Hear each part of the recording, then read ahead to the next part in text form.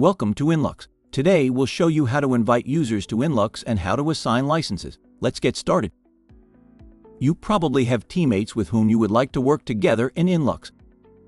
To invite them to InLoox, click on your profile picture at the bottom left and then on Invite User.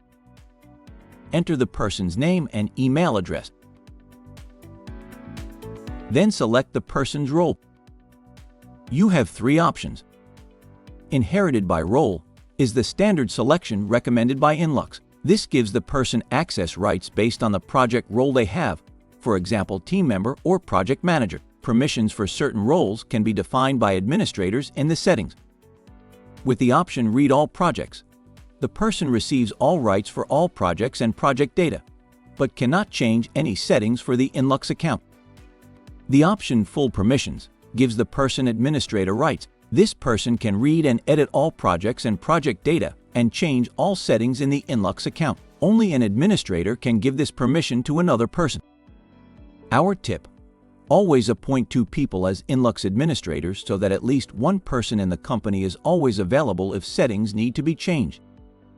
Now click on Invite. The invited person receives an email with the link to your InLoox account.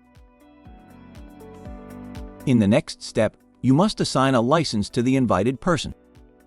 Click on your profile picture again and then go to the account settings.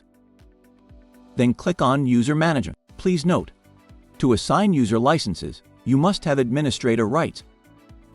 In the User Management, you will find all details on available and distributed licenses. Newly invited users have read-only access by default, which is always free in InLoox. In order for users to also be able to work in InLoox, assign a license by changing the access of the corresponding persons from read-only to read and write. This requires that you have enough free user licenses available. You can also select that users automatically receive a license of the type read and write, if available. You can also decide in the settings whether users can invite other users, and restrict this to your company domain if desired. For further support in setting up InLoox, please visit our website under inloox.com.